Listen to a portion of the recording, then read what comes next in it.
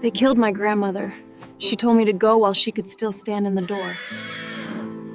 My mother used to tell me to listen for... Barefoot and dying, she looked at him and said, "I don't want to die a stranger." The sun hung like a white-hot brand above the Arizona canyons, a punishing glare that stripped color from the world until even the red stone looked bleached and brittle. Heat wavered over the flats, turning distance into a trembling lie.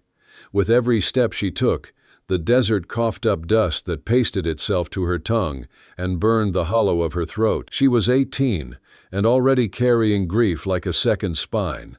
Each breath felt borrowed, each heartbeat negotiated with the land itself. Her name was Ilara. She didn't say it out loud. Names drew attention, and attention meant death, but she held it in her mouth, like the last sweet thing she could remember. The killers had ridden in at dawn 2 days ago, men whose faces were dark with soot and indifference. They came because the rumors were true. Somewhere under the mesquite and the bones of old camps there was gold, or a vein of something that glittered enough to make a man deaf to his own conscience. They tore her life out by the roots, and now they wanted to sweep up the last loose twig. A witness, a ghost, her. The soles of her feet were weeping. Thin skin opened to the sand in ragged mouths. Blood darkened where it touched the powder-dry earth. So quickly it looked as if the soil drank her without even tasting. Her dress, once a careful, proud cloth, stitched the winter her grandmother taught her the songs, had become frayed streamers that snagged on catclaw and cholla. Beadwork loosened in her hair, knocked against her neck with every stumble. The beads were blue and white, a small thunderstorm trapped in glass, and their clicking felt like a prayer answered with a warning. High above, a pair of ravens argued in a tight circle of sky. When she glanced back, the mirage hid and revealed the riders the way the sea hides and reveals rocks. Sometimes they were 3, sometimes 4, sometimes only the shadow of a threat that faded and sharpened with the heat. They were coming. The certainty of it pressed on her shoulders until her posture bent and her lungs seized. "Don't lose her," someone shouted. The words were scuffed by distance, but the want in them traveled clean. Ilara swallowed what was left of her spit and ran toward a stand of saguaro rising like a congregation, arms upraised. Needle shadows laid bars across the ground. She slipped through in a weaving path the way her grandmother had taught her to thread danger. Don't cut in a straight line, make your absence hard to predict, be fog to their eyes. But the rhythm that had once lived in her body had faltered. Fear makes you forget old songs. A new sound lifted the hair along the back of her neck. Hoofbeats, but not from behind. From her left, angled in. For a moment her thoughts were a kicking animal, another hunter, another hand to close around her until the shape came clear. One rider, alone, holding himself in the saddle, as if the horse were a thought he'd decided to finish. He didn't shout her name, he didn't know her name, but his voice cut through the furnace air with a steadiness that made her falter. "Left side," he called, low and certain, as if he were telling her where to set a cup. "Grab the stirrup strap, don't look back." She nearly did the opposite. Looking back is how you measure the size of your terror. But her grandmother had once taken her face in both hands and said, "You steer with what's ahead, little hawk. Behind is a story you already know." So she lunged sideways into the rider's shadow. His horse, a blue roan with scars under the hair and eyes like a question, slid in a half circle, ribs rippling under its hide. The man dropped the reins, leaned, and held out not his hand, but the loose end of a saddle strap. "Hook your fingers," he said. Not a command, a suggestion given the dignity of trust. Her skin bruised in the second it took to lock her grip. The horse moved, and so did the world. The pull tore a sound out of her that was part pain, part relief, and before she understood the trick of it, he'd hauled her up by the momentum and tilted her across the saddle's front. She tumbled to the far side and collapsed against him. The leather was hot enough to sting. The rider's arm came around her without fuss, fitting between her and falling. "Breathe," he said, as if he were reminding himself. The roan leapt forward. Desert scraped by in long strips, pale grasses, the black polka dots of lizards, a tumbleweed tumbling in the wrong direction like it didn't know the rules. Her heartbeat tried to outrun the horse and failed. The men behind shouted again, and one fired. She heard the flat snap, then the delayed whine of a bullet passing anger through air. Pebbles ticked off stone somewhere to her right. "They're close," she managed. The words came shaped like a cough. "Close enough to make mistakes," the man said. "Duck when I say." They veered into a sidewash where the sand was carved by water that hadn't visited in months. Mesquite roots starred the banks like a stitched wound. The rider leaned with the turn, and Ilara let herself become the angle of his body, a shadow of a shadow. The roan didn't ask whether. He simply obeyed, sliding down the embankment, throwing up a veil of dust that reared like a ghost behind them. The wash narrowed and then slid itself through rock into a throat of cool shade. The sudden absence of sun hit Ilara with the shock of water. She heard the men's horses clatter on the rim above, then hesitate. Noise banged around in the cut. One man swore. Another laughed too loudly as if to pretend he hadn't felt fear crawl under his skin. "Now," the rider murmured. She folded herself smaller. A jut of stone tried to take her scalp and missed by a whisper. Brush, bleached and brittle, hissed along her ribs. They arrowed through the slot, a ribbon of daylight overhead, and the air even smelled different, like iron and damp secrets. The rider never looked back. He guided the roan with his knees, one-handed now, the other arm still a quiet band across her middle, telling her, without words, that falling was no longer part of the plan. Minutes were the length of a song, and then the song was over. The slot widened to a bowl where the sun pooled again. The horse slowed because the man asked without asking. Only then did he glance over his shoulder. The world behind them was empty, except for the echo of hoofbeats that had given up pretending to be brave. He stopped in the shadow of a tilted boulder and swung one leg over. Ilara's legs were just ideas at that point.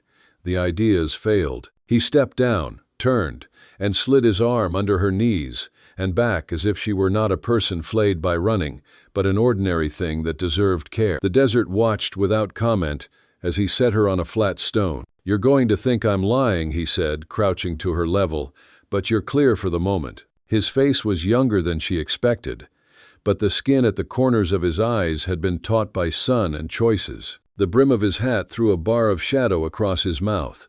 When he took it off to shake sweat out of the band, she saw hair the color of dust and a scar along his hairline that told a story he didn't offer. He wore a canvas coat rubbed to a shine at the elbows and a shirt patched with thread that didn't match, the neatness of the stitches at odds with the roughness of his hands. He fetched a canteen and handed it to her, then checked himself and tugged it back enough to say, "Small swallows. You don't want to drown your stomach." She took 3 careful mouthfuls. The water had a tin taste and a promise in it. After the third, the man clicked his tongue. "That's right. Give your blood a chance to remember what it's for."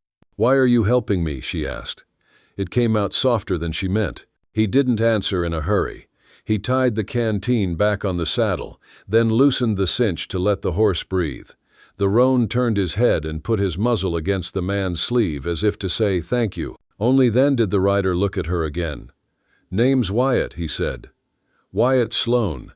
I'm no friend to men who ride down a girl like she's a rabbit in the scrub. We'll go on in a minute. I know a place where we can fold ourselves into the rock until the light's gone." He didn't ask her name, not yet. Maybe he knew that taking a name too soon could strip the bearer of it.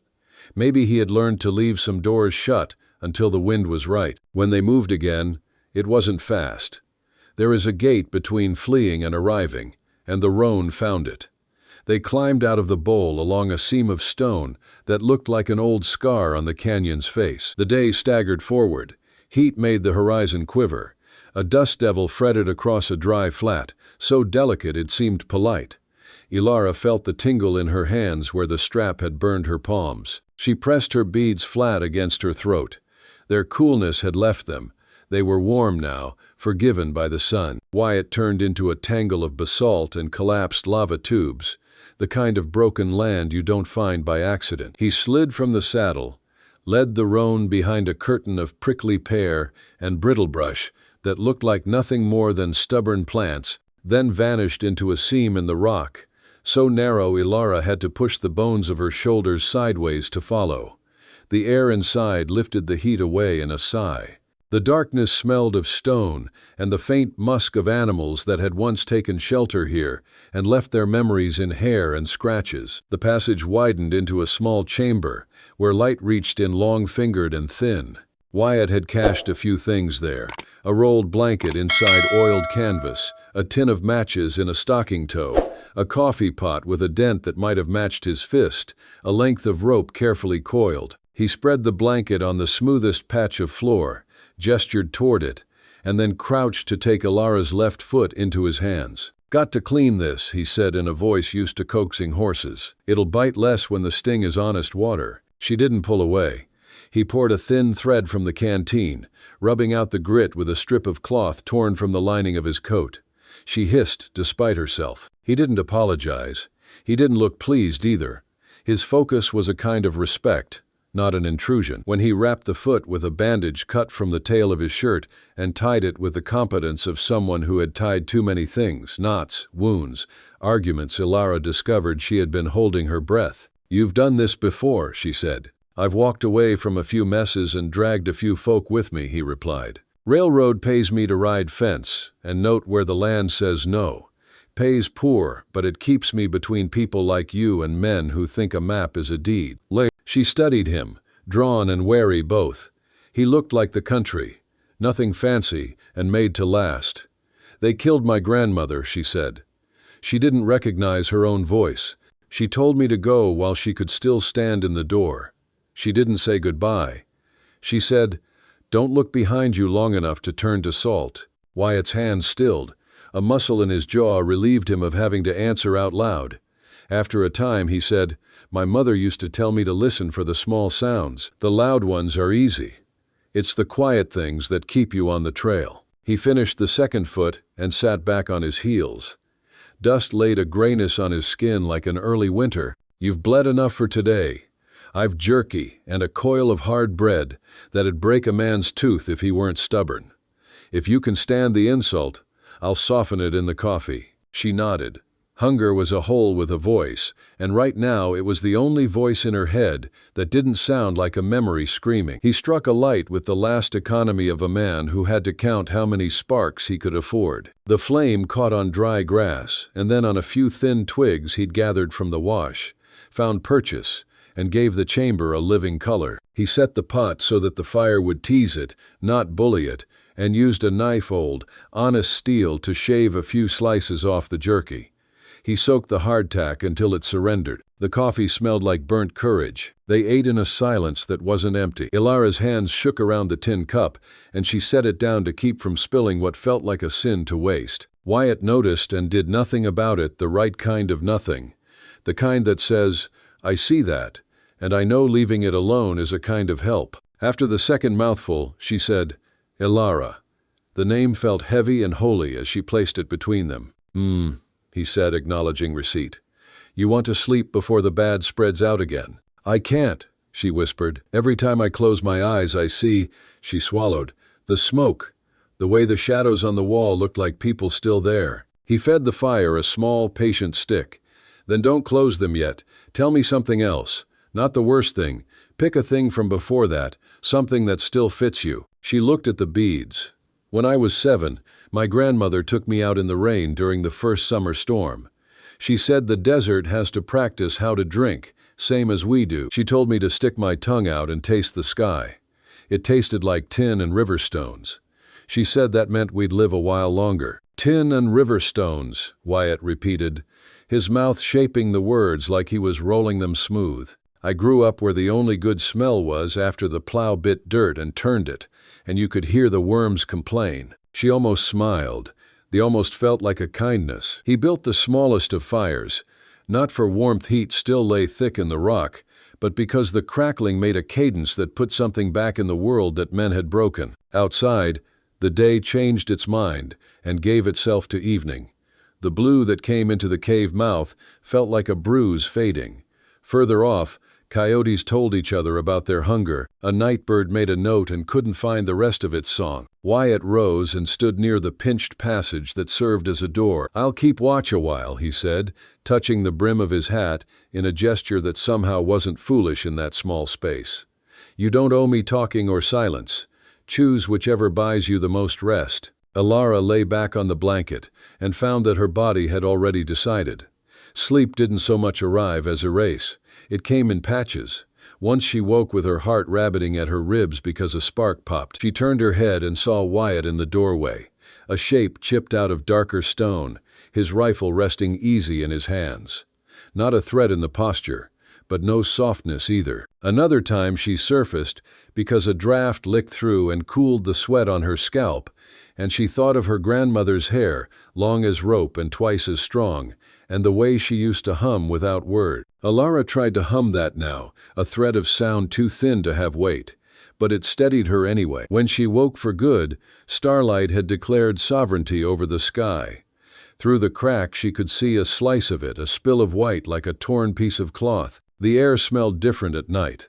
A lick of sage, the penny, taste of creosote, the animal thick scent of the roan dozing quietly and trusting the man to keep his own watch. Her feet ached less, which meant they would ache more in the morning. Pain keeps accounts that way. Wyatt moved only his eyes when she stirred. "You dreamed," he said. "Not a question." She pushed herself up. "I did. Let them pass through. Don't let them pitch a camp." She nodded and reached for the cup. He had refilled it without her seeing. It was only water now, and it felt like a promise kept. "Where will you take me?" she asked, the words careful. "Hope is dangerous and must be fed in pinches. A trading post 10 miles north has a woman who doesn't ask questions out loud," he answered. "She knows how to keep a body from going to pieces. She'll sew you shoes made from a saddle skirt and make you think you paid good money for them. 10 miles. The number looked like a cliff in front of her. "We don't do it in one bite." He tipped his chin toward the outside. "We'll wait until the heat loses its temper. Then we'll fold into the night and let the stars do the pointing. You walk as far as the story in your legs will let you. When your story ends, the roan will tell a new one for a while." Ilara studied him as if he were a kind of map she had not learned to read. "Why did you come when you heard them?" she asked.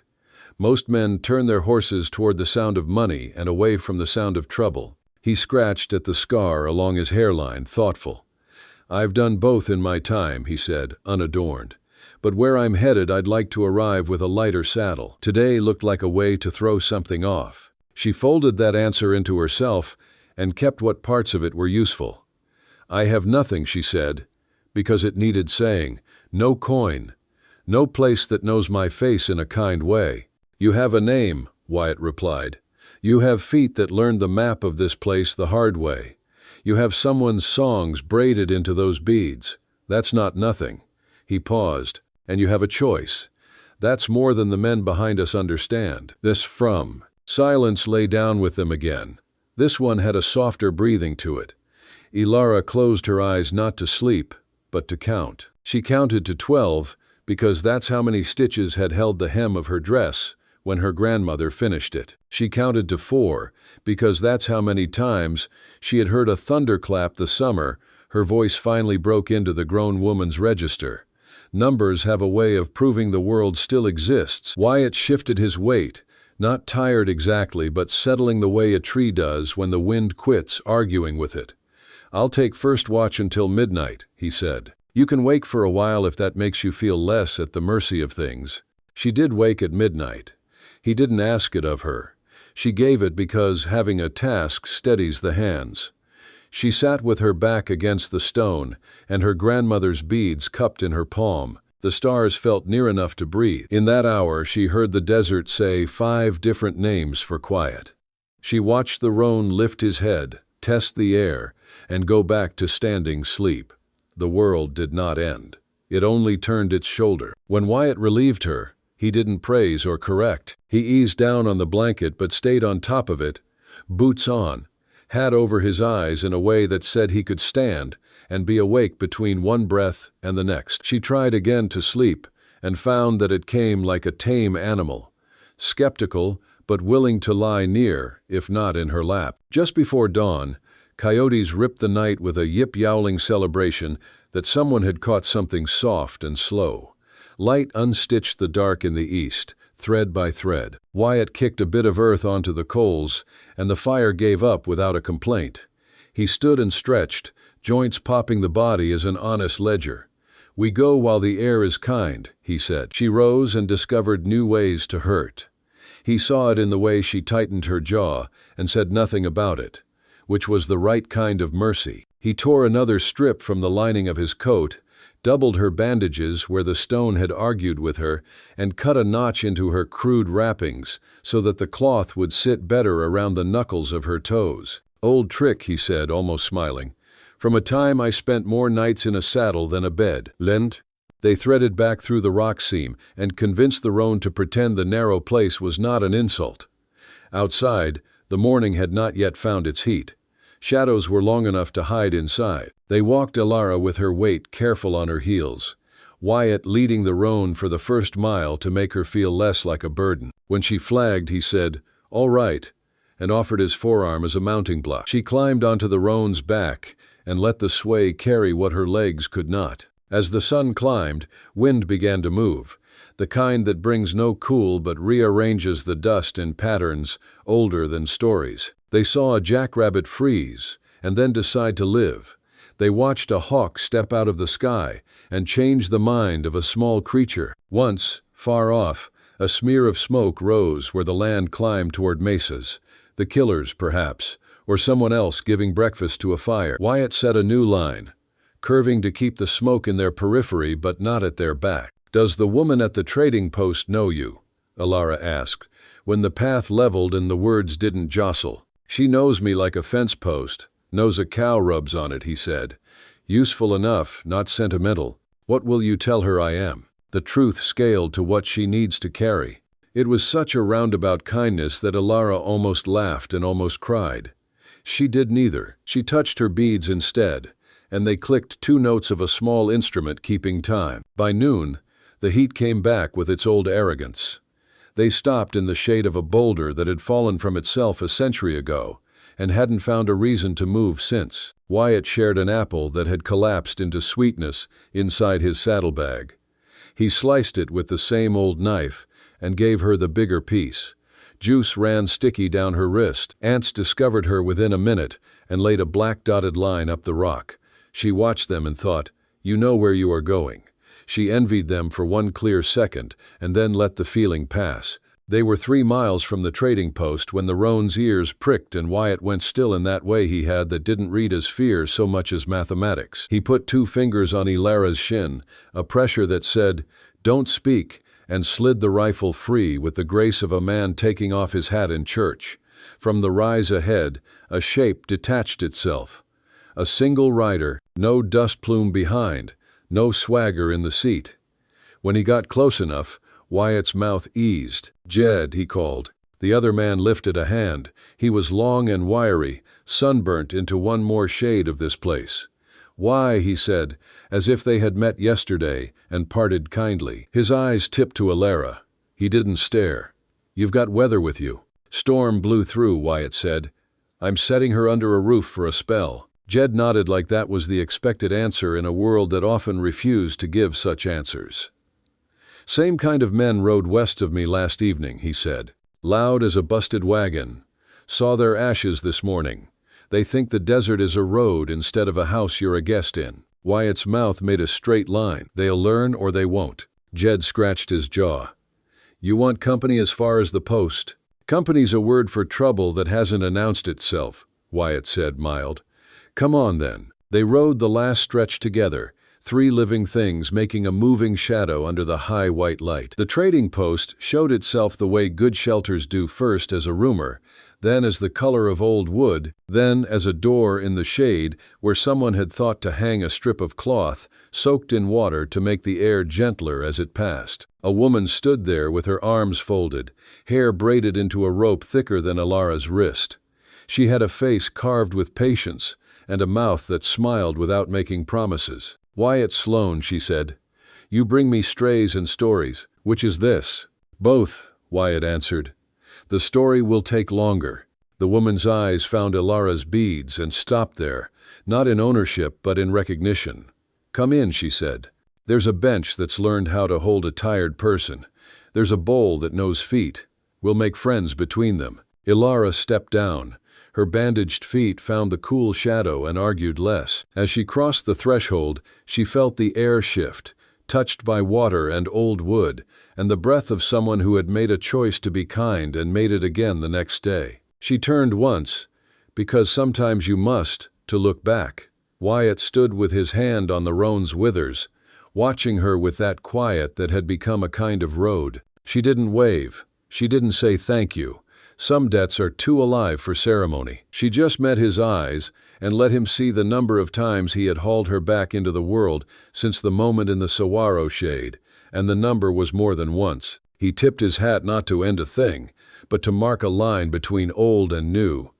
"Rest a while," he said, "then choose." The woman's door took Alara in and closed with a sound like soft rain. Outside, the desert went on doing what it had always done, keeping its counsel, surviving its heat, teaching those who would listen that mercy is sometimes a shade and sometimes a man who says, "Duck," and means live. Morning did not so much arrive as it seeped into the cave, a pale ribbon of light slipping along the stone as if it feared to touch anything living. I came to slowly, surfacing through feverish dreams to the bitter perfume of boiled coffee and the soft, quiet motions of a man who had already been awake for hours. Wyatt moved with the practiced economy of someone trained by hard miles and harder days. The rasp of a currycomb across his Mustang's hide, the dry whisper of saddle leather, the small click of tin on tin as he set a pot near the coals. The cave still held the chill of the night, and every inch of me ached with a catalogue of small pains, ankles stiff, calves tight, back sore from sleeping on stone, ribs bruised by panic and running in fear. The air tasted of ash and iron and the faint, clean edge of dew clinging somewhere outside to thorn and grass. He looked over when I tried to sit up, and for a heartbeat the lines around his eyes deepened with something like concern there and gone. He handed me the tin cup. I wrapped both hands around it, letting the heat work into my bones like a quiet argument against misery. My feet protested the moment I shifted them. The wounds had sealed themselves into stubborn, aching shells during sleep, and pain flashed hot and white up my legs. That was when he said the first thing that day, voice low, steady, unadorned, the way a man talks to a skittish colt.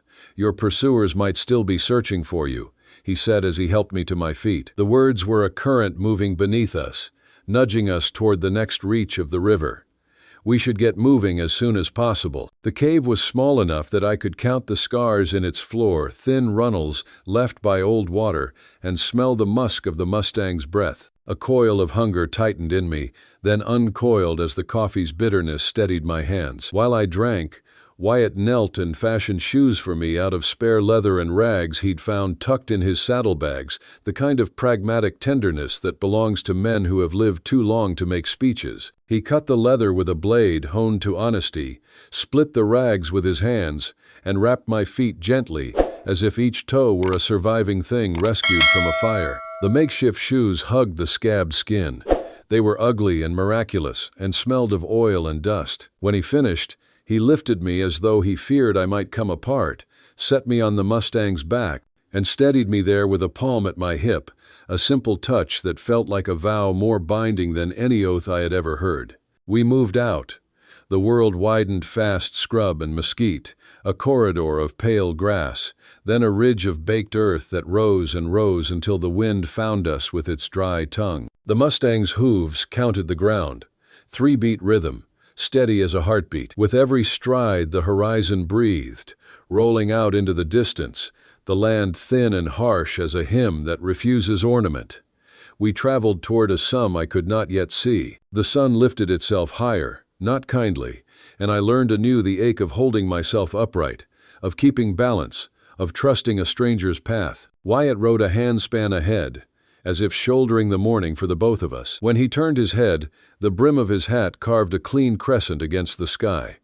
When he leaned forward to speak to the horse, the muscles along his jaw worked with quiet purpose. The hill crested under us like the back of some old sleeping thing, and beyond it the valley opened a bowl of activity set in a desert of silence. I caught my breath. Below sprawled a small civilization crafted from timber, canvas, iron, and will, rail ties in neat vertebrae across the ground, a long office building with newly planed boards gleaming where the sun struck them, 3 supply sheds stacked like sturdy sentences at the base of a ridge, and a regiment of tents that flashed white in the light. Smoke stitched itself into the pale sky from a cookhouse chimney. Somewhere, men hammered spikes into the spine of the land, each strike ringing like a bell calling a congregation of the stubborn. "It's home," he said, and the words, so plain, warmed the air by another degree. "Been working here since I was a boy." The pride in him was not boastful. It was the quiet, lived, in kind, born of 1,000 dawns, and the feel of the same tools shaped to the same hands. We descended, and as we did, the world became a symphony of practical sounds. The steady clank of metal, the call and answer of men at a distance, the restless shifting of horses, the soft percussive flap of tent canvas in the wind. As we approached the porch of the main office, a tall man with a stern face stepped into the sun as though he'd been listening for us. His eyes narrowed when he saw me. His voice carried a worry that had familiar grooves worn into it. "Wyatt, where have you been?" he called. "We've been worried sick." I felt the urge to shrink, to become as small as a shadow cast by a nail. Wyatt swung down from the saddle, easy as water pouring from a bucket, and then he was helping me down, his hands returning to the map of my small existence like they had memorized it overnight. "Got sidetracked, Patrick," he said. "This is Elara. She's in a bit of trouble and needs a safe place to stay for a while." The man's gaze traveled, not lingering in cruelty, just measuring, my dress torn to uneven edges, the ugly shoes bound to my feet, the fear that moved in my chest like an animal who had learned to keep silent to survive. His stern expression softened at the edges, not with pity but with a decision. "Come inside, child. Let's get you cleaned up and properly fed." He did not wait for permission.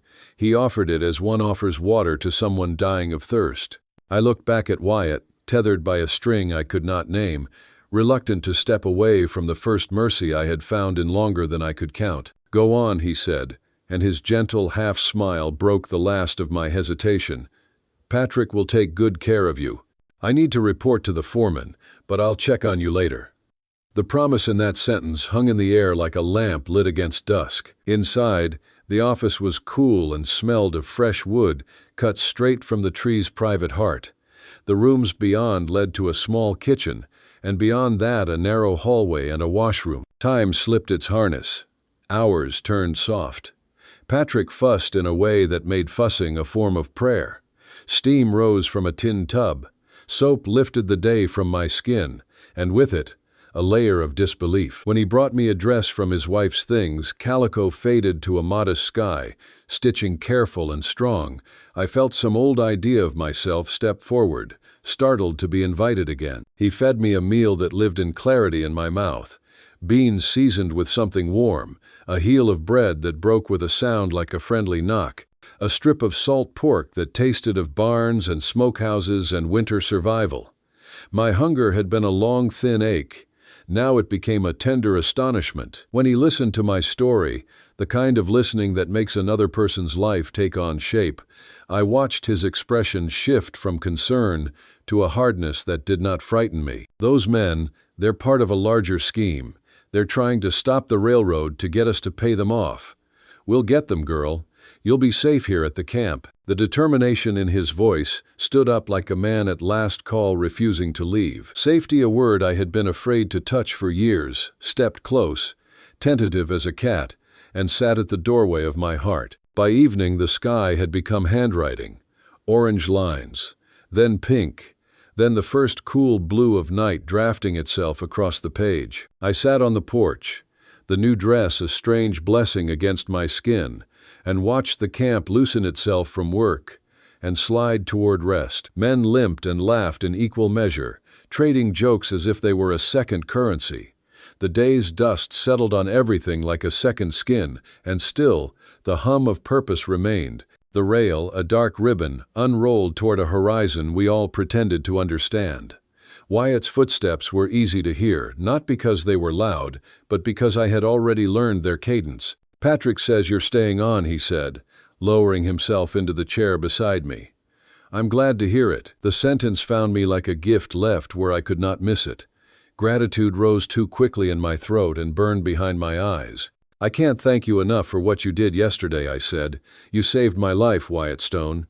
His smile was a small act of grace, rearranging his serious face into something unexpectedly gentle. Anyone would have done the same. No, I said, the single syllable carrying all my history. Not anyone. Most would have ridden past or worse, taken me back to them for a reward. The porch boards kept their secrets, holding the fading heat of the day beneath our feet. Around us, the camp settled into the measured breath of evening. Will they come looking for me here? The question was not bravery. It was the necessary naming of a fear that would not disappear just because I refused to speak it. The railroad camp is one of the safest places in the territory, he said, and the sentence felt built of timber and rivets. We have men on patrol day and night. Even if they discovered where you are, they'd think twice before causing trouble here. The comfort in his words was not a blanket. It was a wall, a thing that could stand whether I slept or woke. Still, I knew the persistence of the kind of men who had chased me, how they nursed grudges like small poisonous pets. Relief and dread braided themselves together. I let them both rest on my lap. If you like Wild West love stories or Wild West stories, drop a bunch of 1 second and your place in the comments for the Wild West Love channel. Tell me where you're listening from so I don't feel so alone out here. The next morning, Patrick took me through the camp, his stride brisk, his gestures generous, as if he wanted the place itself to accept me. He outlined my duties in the mess hall. Those tasks fit easily into my hands, unthreatening as a broom leaned against a wall. Peeling potatoes at a long table scrubbed pale, stirring a cauldron big enough to be a bathtub, wiping tin plates until they flashed dull silver, listening for the hunger at the bottom of a man's voice and answering it with one more ladle, one more slice, one more kindness that cost little and returned more. It was honest work, and the mess hall felt sturdier than any church I had known.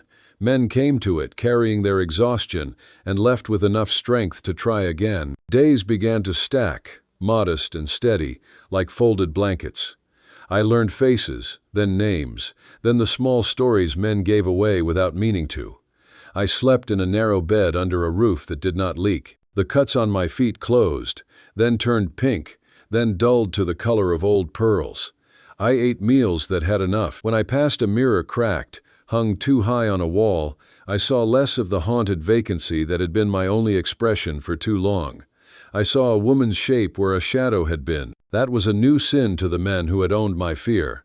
It was also evidence that their reach had limits. Wyatt came to the office often, sometimes to speak with the foreman, sometimes to collect papers or deliver them, sometimes because Patrick insisted he sit at a long table and eat among the men who would be glad of his company whether he admitted it or not. I learned to hear the crook in his voice when he was teasing, the shorter syllables when he was worried, the silence he carried the way some men carried scars lightly, but always. I tried not to watch for him, and failed. When he stepped through a doorway, the room's proportion altered. I measured the distance between us without meaning to. 2 weeks slid by with the smoothness of a well-worn rail. Then a morning came with a clear sky and a breeze that smelled of iron and sage. I was in the yard with a basket of wet laundry, translating a tangle of shirts and trousers and kitchen cloths into an ordered line of dripping flags, when the sound arrived. Horses, more than one, hooves striking the hard ground in a tempo that pushed quicker blood through me. By the time I looked up, I knew. 3 riders came up the long drive, silhouettes first, then faces, then the details that made recognition a kind of wound. The leader's left shoulder higher from an old injury, the second man's habit of tapping the pommel with 2 fingers, the third's raw arrogance riding him like an extra shadow. Terror rose clean and complete. A sheet slipped from my hands and slapped the dust. I ran. The mess hall's back door swung in. The smell of onions and tallow rushed out. Patrick stood at the stove, elbow deep in preparation. When he turned, the urgency on my face answered every question he could have asked. "They're here," I managed, winded and white. "The men, they found me." His expression changed as fast and as decisively as the sky when a storm shoves aside the blue. "Stay inside, Alara. I'll handle this." He wiped his hands once, hard, on his apron. The old fear tried to shove me back into myself as if I were a room I had boarded up from the inside. Yet there was something else now, an iron filament laid through me by clean clothes, steady food, mornings without war. I had escaped once. I would not volunteer to be dragged back. I followed, not beside him, but not far behind, stepping onto the porch into the light, like someone choosing pain over disappearing. They drew up to the edge of the porch, the horses blowing, leather creaking. The leader's mouth held a smile with nothing human in it. He dismounted, boots hitting dirt with the thud of a fist on a table, and the ugliness in his face sharpened when his gaze hooked me. "There you are, girl," he growled. "You've caused enough trouble. We're here for the gold, but we'll take you back to get what we want." Each word reached for me the way a hand reaches for a throat. "She's not going anywhere with you, mister," Patrick said, and the ordinary softness in him became stone. The men shifted in their saddles, weighing this new math. How many? How armed? How sure? "This is private business, madam. Step aside." The leader's condescension fell like spit at our feet. "Alara is under our protection now," Patrick answered, and it was the first time I had heard that word tied to my name aloud. "Perhaps you'd like to discuss the matter with the lawmen when they arrive." The air tightened. Farther off, a hammer blow ceased mid-swing. Attention moved toward the porch in invisible currents. "You have no right to keep her," the man said, stepping closer, stinking of horse and smoke and old meanness. "She's our property, and the law is on our side." The lie rose slick with confidence, a thing used so often it gleamed. "The law doesn't look kindly on men who terrorize innocent women and kill those who get in their way," said a voice behind them, level, unstressed, but carrying an edge like the clean line of a blade. Wyatt approached on foot from the corral, his hat shadowing his eyes. Around him the world clarified. Several of the railroad hands peeled off from their work and drifted toward the office, their faces true, their bodies already angling into defense. The leader turned, recognized him, and his mouth settled into a snarl that meant familiarity. "You're the one who took her," he accused.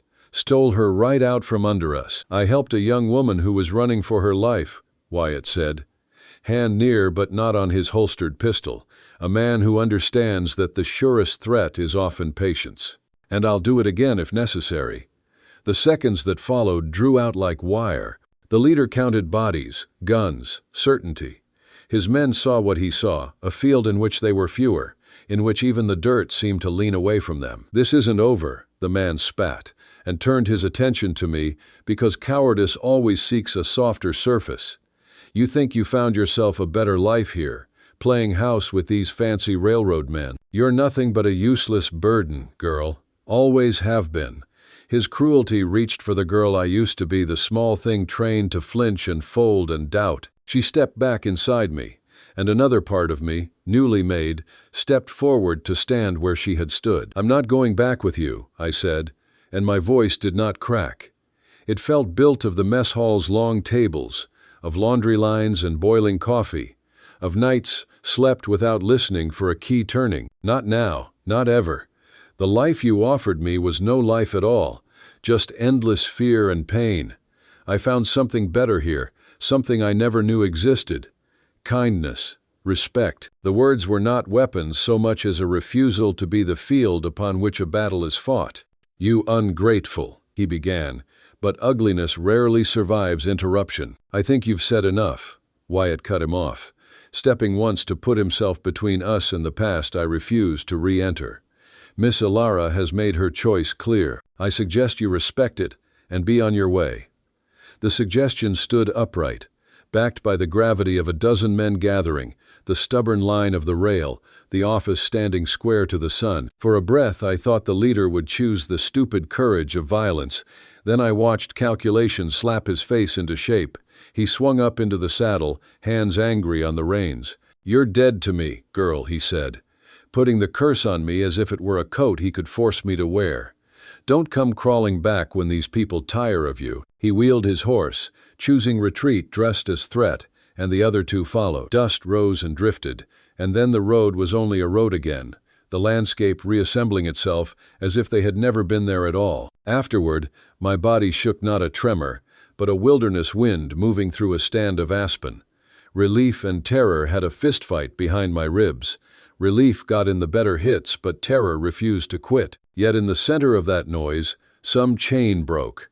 Its absence left a tender ring, like skin freed from a tight band. Men clapped Patrick on the shoulder, tipped hats at me in a wordless wake of respect. And then the camp's attention returned to its work, because work is the way the West reminds itself to keep breathing. Near sundown, when the heat lifted its hand and the insects began their small, relentless music, I walked to the narrow creek behind the camp, the water there near still, silver, as if the day had forgotten to darken it.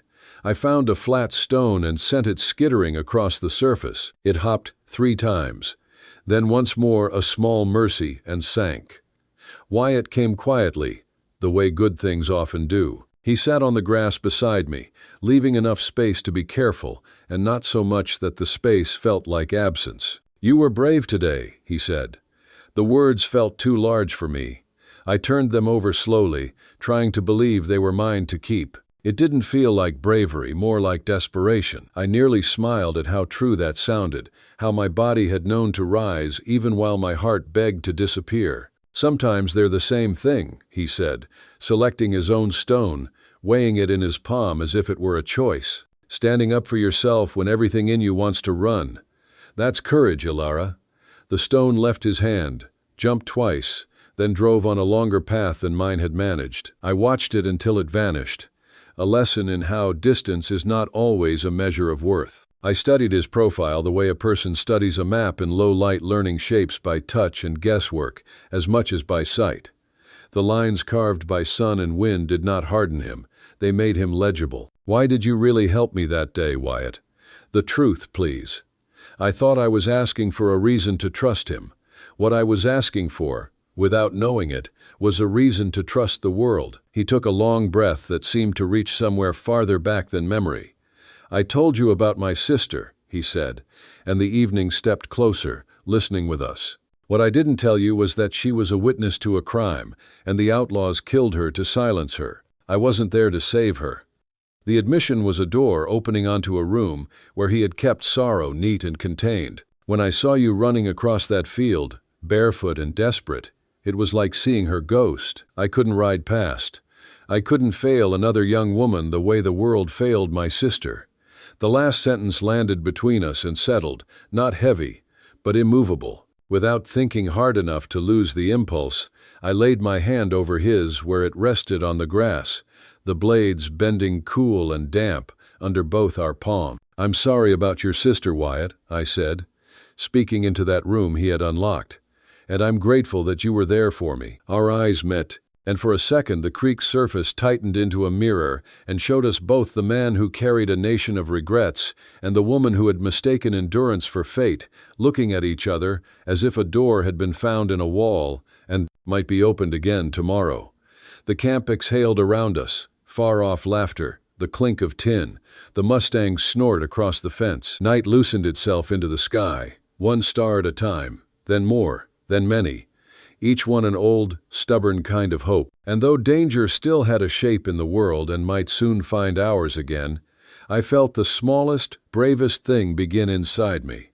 The belief that my life might not be a hallway lined only with closed doors, that a hand on my back might mean help, not harm, and that courage sometimes sounded exactly like a voice saying, very gently, "Go on." As the weeks unfolded like pages in a book I had never dared to open, I found myself changing in ways I hadn't thought possible. At first, I had clung to the edges of the camp like a stray, unsure if I belonged, but little by little, the rough fabric of railroad life began to weave me into its pattern. The men's laughter at dusk, the clang of hammers echoing across the valley, the distant neigh of horses at dawn, all these sounds, once foreign and jarring, became part of a rhythm I could fall asleep to and wake to without fear. Patrick's wife, a woman with eyes as gentle as a summer dusk and a kindness as wide as the Arizona sky itself, took me under her wing. She smelled of bread, dough, and lavender, of quilts that had been folded and unfolded 100 times, of a steadiness I had long since forgotten could exist in another human being. She showed me how to cook properly, not scraps thrown together in haste, but meals that could fill a man's belly and warm his spirit after long hours of work. She taught me how to manage a household lessons my grandmother had just begun before death carried her away far too early. Every time Patrick's wife placed a wooden spoon in my hand or showed me how to stretch flour so it lasted longer, I felt the ghost of my grandmother close by, as though heaven itself leaned down to remind me that blood and memory could survive even the cruelties of time. For the first time in years, I began to thrive. I was no longer only the girl who had run barefoot across the prairie, hunted like an animal. I became a Lara again, a woman learning to stand upright without apology. I made friends among the workers, men who tipped their hats politely, who teased me kindly about my earnestness, who treated me as though my presence added something instead of subtracting. Laughter returned to me in small increments, timid at first, then bold, until it settled naturally on my lips like the way light finds water. And with every passing day, my bond with Wyatt deepened. He was a man of silences, his words never wasted, but in those silences I began to hear what he did not say. He had a way of watching me, as if measuring how far I had traveled from that terrified girl he had once lifted onto his Mustang's back. When he offered to teach me to ride properly, I felt my stomach flutter with both excitement and dread. The mare he chose for me was gentle, her coat a shade between dusk and shadow, her eyes calm pools that studied me with quiet patience.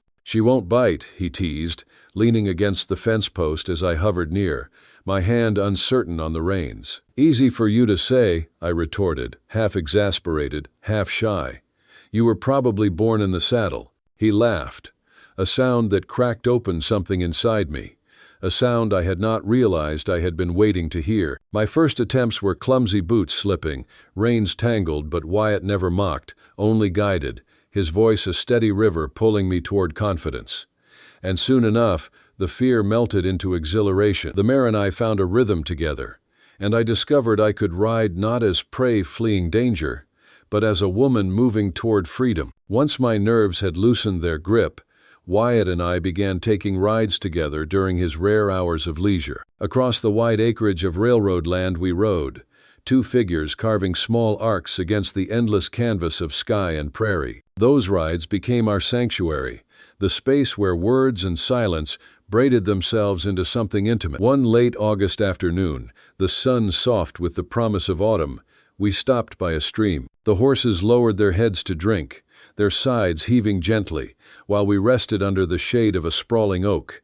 I turned to him, pride swelling in my chest. "Patrick's wife says I've picked up housekeeping faster than any girl she's ever seen," I announced with mock solemnity. "She's even teaching me to manage the accounts." "Oh, were?" Wyatt smiled, the corners of his eyes creasing in that quiet way of his. "You've come a long way from that scared girl running across the prairie." "I have you to thank for that," I replied softly, the truth heavy with gratitude. "If you hadn't come along when you did—" "But I did," he interrupted gently, sparing me the weight of unfinished words. His gaze lingered on me, steady, unflinching. "And look at you now, strong, independent, beautiful." Though the last word trembled in the air, charged with meaning, and my cheeks burned under his gaze. "Viat, I know it's too soon," he said quickly, as if afraid of frightening me back into my shell. "You've been through so much, and you're just finding your footing. I don't want to rush you or make you feel pressured in any way." But I reached up, unable to hold back, my fingers brushing his cheek with a tenderness that silenced him more completely than words. "What if I don't want to wait?" I whispered. "What if I already know what I feel?" The look in his eyes stole my breath. It was not just hope. It was desire tempered with restraint. It was respect bound with longing. It was something deeper, the kind of depth that makes your pulse echo in your throat. Slowly, with the patience of a man who had lost before and refused to steal what was not freely given, Wyatt leaned toward me. His lips met mine in the gentlest kiss, and though gentle, it carried a fire that spread through every vein in me. Warmth bloomed across my body, my stomach fluttered wildly, and for the first time in my life, I felt what it meant to be wanted without being claimed, to be cherished without being caged. When at last we parted, we were both breathing as though we had run miles. "I've wanted to do that since the day I found you," he confessed, his voice husky with unspoken promises. "Even when I was covered in dirt and blood, running for my life?" I asked in disbelief. "Even then," he confirmed, tucking a stray strand of dark hair behind my ear, the gesture more intimate than any kiss. "There was something about you, Alara, a spirit that couldn't be broken no matter what life threw at you." Our courtship blossomed slowly, carefully, as though both of us feared frightening it away. Wyatt was endlessly respectful of the shadows that still haunted me. He never asked for more than I could give, never pushed me toward intimacy faster than my heart could walk. Instead, he offered presents, quiet walks after supper, early morning rides before the camp stirred to life, Sunday afternoons where the air itself seemed to rest. We grew into a rhythm of our own, a dance of smiles and glances that carried more weight than long speeches ever could. I found myself learning, haltingly but surely, to trust again, to believe that love could exist not as a chain, not as a bargain struck in fear, but as a gift freely given. Wyatt was unlike any man I had known, strength that stood unshaken in the face of danger, tenderness that folded itself around the smallest hurts. He was the man who would hold a door open for me with a nod, and the same man who would plant his boots in the dirt against a band of outlaws without flinching. It terrified me, how quickly I was falling, and yet it thrilled me, too. I was not simply surviving anymore. I was alive. Alive in a way I had not been since childhood. Patrick noticed, of course. Everyone did. One evening, as Wyatt and I strolled through the camp garden, laughter spilling between us like music, Patrick leaned toward his wife. "That girl's brought a light back to young Wyatt's eyes," he murmured. "Haven't seen him smile so much since before the war." His wife, wise and kind, nodded knowingly. "They're good for each other. Both bore hardship, but together, they seem to have found joy." The seasons turned. By October, the prairie grasses had paled to gold, and the air carried a crisp bite that smelled of wood smoke and change. One evening, Wyatt approached Patrick, hat in hand, shoulders squared with resolve. "I'd like to build a house, sir," he said without preamble. "On that piece of land near the eastern border you mentioned might be available for senior hands." That. Patrick studied him with a long, measuring look, then smiled faintly. "I reckon this has something to do with Miss Alara." Wyatt's cheeks colored, just faintly. "I mean to ask her to marry me, sir, but I want to have something to offer her first, a home of her own." Patrick clapped him on the shoulder, pride in his eyes. "The land is yours, Stone. You've earned it. And for what it's worth, I think Miss Alara would say yes even if you proposed a life in a tent." With Patrick's blessing, Wyatt set to work. During his free hours, he labored with the determination of a man shaping his own future.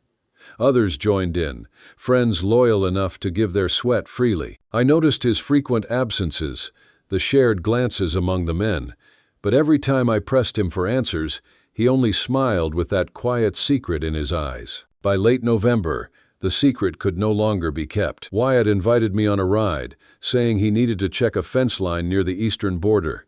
The air was sharp, the sky a glassy blue. When we crested a hill, I gasped aloud. Below lay a neat cabin, smoke curling from its chimney into the cold sky. "Wyatt, whose place is that?" I asked, bewildered. I didn't know anyone lived out this way. He reined in, eyes fixed on me, gauging every flicker of my reaction. "No one does. Not yet, anyway." Confusion spun inside me as he helped me down. Hand in hand, he led me toward the cabin. "I don't understand," I said softly. "Why are we here?" At the gate of the small picket fence, he stopped. "This is what I've been working on these past few months," he explained. "This land is mine. Patrick granted it to me for my years of service. And this house, I built it, with some help from the other hands." Understanding struck like lightning. "You built a house? But why didn't you tell me?" "Because it was meant to be a surprise," he admitted, nervous in a way I had never seen before. His hand slipped into his pocket, and when it emerged, a small silver band glimmered in the sunlight. "Alara," he said, voice unsteady but true, "when I found you running across that field 6 months ago, I had no idea you would change my life. You've brought light and laughter back into my world, and I can't imagine a future without you in it." He drew a breath that seemed to carry all the dust and silence of his past. Will you marry me? Will you make this house a home with me? Tears blurred my vision. I looked at the ring, then at him, the man who had rescued me from more than danger, who had rescued me from despair. Yes, I whispered, my voice thick with love. Yes, Wyatt Stone, I will marry you. His face broke open into joy, and he slipped the ring onto my finger. Then he gathered me into his arms for a kiss that promised not just passion, but protection, a lifetime's worth of shelter. Come see our home, he urged when we parted, leading me inside. The cabin was modest but solid, its timbers new, its hearth strong. Furniture Wyatt had built or bargained for filled the rooms, each piece infused with the imprint of his hands. A quilt Patrick's wife had stitched lay across the bed. The kitchen was humble, but ready. Wyatt's voice faltered as he watched me. It's not much, he said, not compared to the main office at camp. It's perfect, I interrupted, eyes shining. It's the most beautiful home I've ever seen, because it was built with love. And in that moment, I knew. The prairie had ceased to be a place of exile. It had become a place of beginning. We were married 2 weeks later in a simple ceremony at the camp, a ceremony not gilded with grandeur or the shimmer of wealth, but wrapped instead in something far more enduring, human kindness, quiet resilience, and the knowledge of what it meant to come from nothing and still hold on to hope. The makeshift altar had been erected in the wide clearing just beyond the main office, where the grass still clung stubbornly to the late autumn earth despite the cold. Above us, the Arizona sky stretched in endless blue, stark and unbroken, as if God himself leaned down to bear witness. Patrick and his wife stood beside us as our witnesses, their faces glowing with pride, as if we were their own kin. The other railroad hands and their families gathered close, faces weathered by sun and wind, yet softened by joy. Patrick's wife had worked tirelessly to help me sew a wedding dress of ivory muslin, a garment that bore no jewels, no embroidery, only the clean simplicity of honest cloth, stitched with patient hands. Over my hair she draped a lace veil, delicate and fragrant with the faint lavender scent of her cedar chest, the very veil her own daughter had once worn. To wear it was to feel part of a lineage of women who had loved and lost, who had endured and still chosen tenderness. Wyatt stood before me in his best clothes, his broad shoulders wrapped in a dark coat that had seen little wear, his boots polished to a shine that caught the afternoon sun. His face, usually stern with the burdens of survival, was softened now, almost boyish, as though he had been granted back the years sorrow had stolen. His eyes followed me as I walked toward him, every step heavy with disbelief that this was real, that I could have come from running barefoot across the prairie to standing here, a bride, my face unhidden, my spirit unchained. I now pronounce you man and wife, the minister intoned after we had spoken our vows with trembling voices. You may kiss your bride. And when Wyatt leaned toward me, his lips finding mine, the kiss was more than the sealing of a covenant. It was a promise of protection, of partnership, of a love born not from convenience or duty, but from the wild accident of fate that had thrown us together. That kiss spoke of deserts crossed, of wounds carried, of nights survived. It was the beginning of something neither of us had believed possible. The celebration that followed erupted with life. Fiddles sang into the evening. Boots pounded against planks laid for dancing, and laughter rippled through the air like the chorus of some hymn too sacred to be sung in church. The cooks had prepared a feast.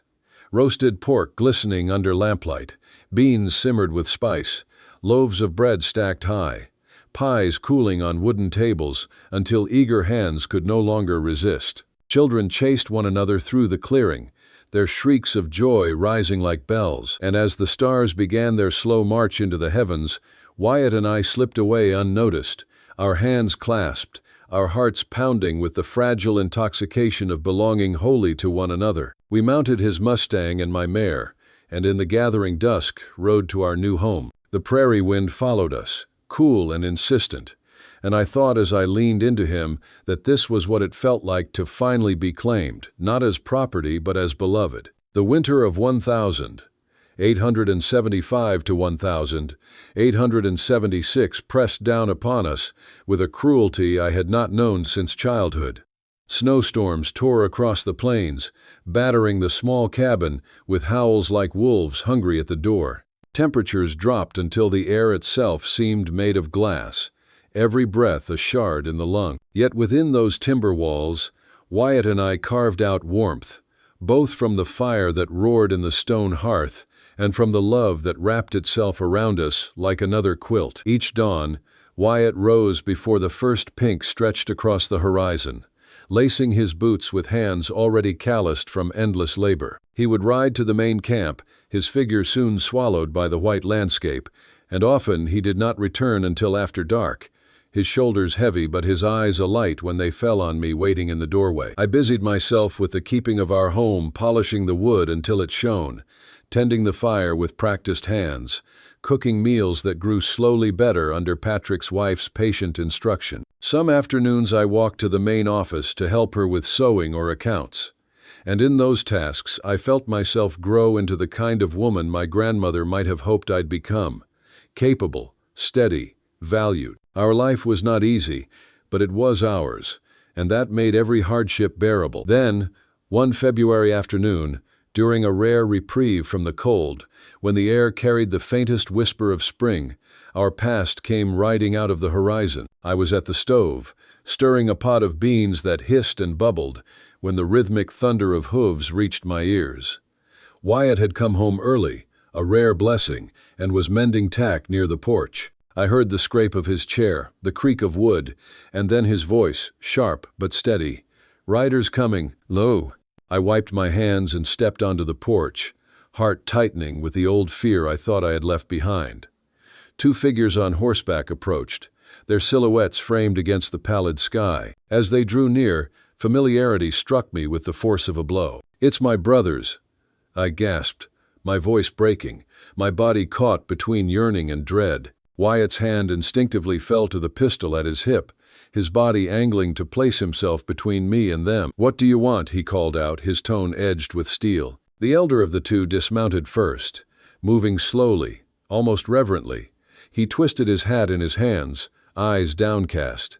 "We came to see Ilara," he said, his voice uncertain, "to make sure she's all right." I stepped forward despite Wyatt's protective stance, curiosity breaking through the old wound. These were the boys I had grown beside, boys who had once laughed with me under the trees, who had shared crusts of bread in the barn when we were too hungry to wait for supper. They had never struck me like father had, never wielded cruelty with their own hand, but neither had they defended me. They had followed him out of fear or indifference, and that silence had carved its own scars. "I'm fine," I said coolly, summoning the strength of the woman I had become. "Better than fine, actually. Why are you really here?" They exchanged glances, shifting uneasily like children caught in mischief. The younger cleared his throat. "Our father, he died last month. Pneumonia took him quick." The words struck me harder than I expected. My father, the man whose voice had been a whip, whose shadow had hung over my every step. And yet, blood is a stubborn tether. His death was the closing of a chapter I had spent my whole life trying to escape. I felt Wyatt's hand settle on my shoulder, silent, grounding me in the present. "I'm sorry for your loss," I said at last, though the words tasted foreign. "There's more," the elder added, his voice faltering. "The farm is ours now. We've been trying to keep it going, but—" He looked down, ashamed. "What my brother means," the younger broke in, "is that we're making a mess of it. Neither of us knows the first thing about running a household. The place is falling apart without you, Ilara." Verse. Their words stirred a storm of feelings in me. Vindication that my labor, once invisible, had been the very backbone of that house. Sorrow for these boys, floundering now without guidance, and above all, a fierce gratitude that my life had moved beyond those walls into something new, something free. "I can't come back," I said firmly, my voice ringing with finality. "This is my home now, with my husband. We're not asking you to return for good," the elder said quickly, his eyes pleading. "Just, maybe you could visit, help us get things in order, show us what we need to do." I turned to Wyatt then, and in his eyes I saw not jealousy nor refusal, but the quiet strength of a man who trusted me to decide. A whole conversation passed between us without a single word. Wyatt's voice broke the silence, softer now. "You boys look like you could use a hot meal. Come inside and we can talk." At the table, the tension began to thaw. Over supper, They spoke of the neighboring farms, of changes in the community since I had left, of the struggles that had humbled them. Their words were awkward, halting, but sincere, and as the fire burned low, the brittle edges of our estrangement began to soften. The younger brother, eyes glistening, admitted what I had never thought I would hear. "We thought Father was right about everything. But seeing you now, Alara, you're happy, really happy. It makes us wonder what else he was wrong about." "People can change," I said quietly, almost to myself. "Even after years of being set in their ways, it's never too late to choose a different path." That night they lay on pallets near the fire, their boots tucked under their heads, the flames painting their faces in gold and shadow. I lay awake beside Wyatt, my heart torn between the life I had built and the ghosts that would never fully release me. By morning, a fragile plan had taken shape. The following week, Wyatt and I would ride together to the old farm. I would help my brothers learn the skills they needed, teach them how to mend, how to cook, how to keep a household from collapsing. It would not be a return, it would be a visit, brief, careful, necessary, and always Wyatt would remain at my side. For the first time, I believed that perhaps the past and the present could stand together without devouring one another. As they waved goodbye to the brothers, I felt a weight lifting from my shoulders. Not forgiveness exactly, but a beginning of reconciliation with the parts of my past that could be salvaged. The horses' hooves drummed a fading rhythm down the frozen track, and with each step further into distance, I felt another stone fall from the burden I had carried for so long. The air was sharp and dry, it scraped the throat, but it also tasted clean, untainted by fear. "Are you sure about this?" Wyatt asked, his steady voice wrapping around me as we watched the riders shrink to small silhouettes. His hand rested near the small of my back, firm, anchoring me in the present. I nodded, leaning into his solid strength. "They're young. They were as much under his thumb as I was, in their way. They deserve a chance to find their own path now that he's gone." Wyatt studied me, his eyes shadowed with that mixture of concern and admiration I had come to know so well. He didn't argue. He didn't need to. He trusted me to understand the complexities of my own blood. The visit to the farm the following week was strange, like stepping into a fever dream where the edges between past and present blurred. The place that had once been a prison, walls echoing with my father's barked commands, now seemed smaller, shrunken in both menace and size. The house sagged under its own weight, shutters loose, porch steps cracked. Dust collected in the corners where once I had scrubbed until my knuckles bled. Yet with Wyatt's protective presence, his broad shoulders moving through every room as if daring the ghosts to challenge us, and with my own newfound confidence, I was able to face what once crushed me. I showed my brothers how to organize the household, my voice steady where once it would have faltered. We sorted linens, rehung shelves, patched holes in the roof. I passed down recipes my grandmother had whispered to me in the quiet evenings of my girlhood. How to stretch beans into a feast, how to flavor bread with herbs gathered from the wild. My brothers listened, awkward but earnest, their hands fumbling but determined. For the first time, they looked at me not as the sister who had been beneath them in our father's hierarchy, but as someone whose knowledge could build something rather than be dismissed. At night, Wyatt's arm encircled me as we slept in the very room where nightmares once grew. His presence transformed the space. Where once I had felt trapped, I now felt sheltered. The walls could no longer cage me. They contained only memory, and memory could not break me. When we departed after 3 days, the farm receded into the horizon like a sketch fading in sunlight, and with it, I felt the closing of a wound, not healed, not erased, but no longer raw. "Thank you," I said to Wyatt as we rode home, my eyes on the dim outline of the farm sinking behind the hills, for understanding why I needed to do that. He reached across the space between our horses, the leather of his glove brushing mine until his hand closed firmly around it. "You're the strongest person I know, Elara Stone, and the most forgiving." His words stayed with me, echoing long after the clop of hooves smoothed into rhythm, long after the horizon opened wide again and the sky grew vast above us. If you've made it this far, I know you're a true fan of WWL. From the bottom of my heart, I wish your day is filled with health and happiness, and may a little stroke of luck find you in the next 15 minutes. Don't forget to share it with me in the comments. Spring arrived with a suddenness that felt like revelation. Wildflowers burst from the thawed ground in riots of color, scattering the plains with hues of violet, yellow, and blood red. The cottonwoods budded tenderly, and the streams once locked in ice tumbled free with the silver laughter of meltwater.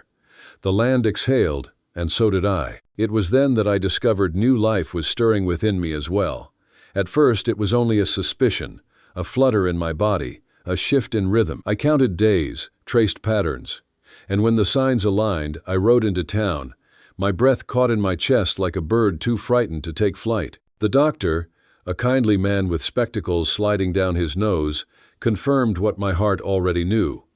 I carried within me the fragile beginning of a child. The world seemed to tilt with the magnitude of it. My hands shook as I gathered the knitted booties Patrick's wife had helped me craft in secret, the smallest shoes I had ever held, each stitch a prayer. That evening I prepared Wyatt's favorite meal: roast seasoned with rosemary, potatoes mashed with butter, biscuits baked golden. I laid the table with care, smoothing the cloth until no wrinkle dared remain. By his plate, I placed the tiny booties, a symbol waiting like a heartbeat. When Wyatt came home, the sun low behind him, the weariness of the day clung to his shoulders. He hung his hat, washed at the basin, his eyes roaming curiously over the scene. "What's the occasion?" he asked, suspicion mingled with amusement. "Sit down," I urged, my voice trembling with barely contained joy. "I have something to tell you." He settled into his chair, still bemused, until his gaze fell upon the little knitted booties. At first he blinked, puzzled, and then comprehension broke across his face like a storm giving way to sunlight. "Ilara, are you?"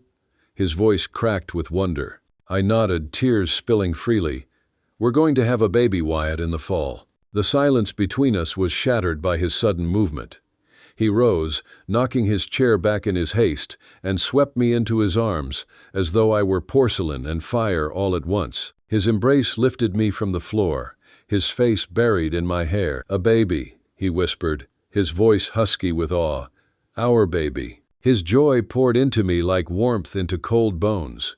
My own laughter mingled with sobs until they became indistinguishable, until the room was filled with the sound of two souls, astonished by love's generosity. That night, as we lay in the hush of our cabin, the fire's glow flickering across the beams, Wyatt's hand rested protectively over my stomach. My belly was still flat, but his touch was reverent, as though he already felt the life pulsing there. "I promise you both," he said, his voice low but fierce with conviction. "I will always keep you safe. You will never know the kind of fear or pain that marked our childhoods. Our baby will grow up surrounded by love and kindness." My hand covered his, fingers entwining, and in that silent gesture I pledged the same vow.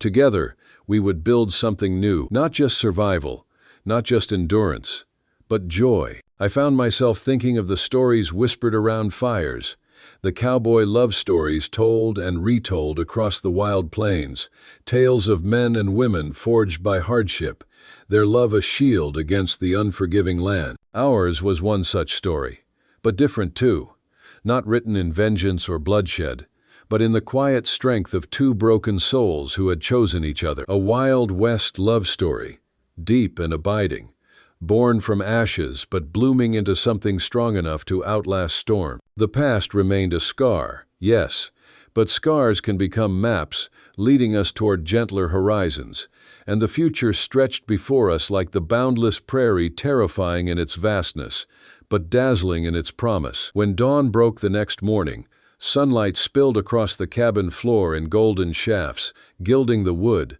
touching the quilts, illuminating the tiny booties still lying on the table. I stepped outside and breathed the cool air, the scent of earth and grass heavy with dew. The horizon stretched forever, endless and merciful. And in that golden light, I understood. This was not an ending, but a beginning. The beginning of an endless journey. Two souls, once lost and fractured, now riding together into a future without walls or chains. A true Western love story written not by fate alone, but by the courage to hope and the stubbornness to believe that love, once found, could endure as long as the horizon itself. The days that followed the revelation of my pregnancy unfolded with a tenderness that felt unreal, as though the world had decided finally, miraculously, to give back instead of taking. Every dawn I awoke to Wyatt's arm wrapped around me, his palm instinctively resting over the small secret my body held. His breath against my hair carried a steadiness that I clung to, a rhythm promising that as long as he drew air, I would never face life's storms alone. Yet joy, when it blooms in a heart once beaten, comes braided with fear. Each wave of nausea, each spell of faintness, reminded me how fragile this happiness was. I knew too well how swiftly life could turn cruel. Sometimes I found myself sitting by the creek behind the cabin, clutching the tiny booties Patrick's wife had helped me knit, whispering silent prayers into the water's surface. The reflection staring back at me was no longer just my own. Today's story is about pains that seemed to have no way out until a small ray of light changed everything. Do you believe that, even in the darkest times, there's always a miracle waiting at the end of the road? And if deep down you still believe that God is watching over you, quietly arranging everything, then right now, leave a comment, AMEN, below this video. Because, who knows, at the very moment you write it, a blessing may quietly find its way into your life.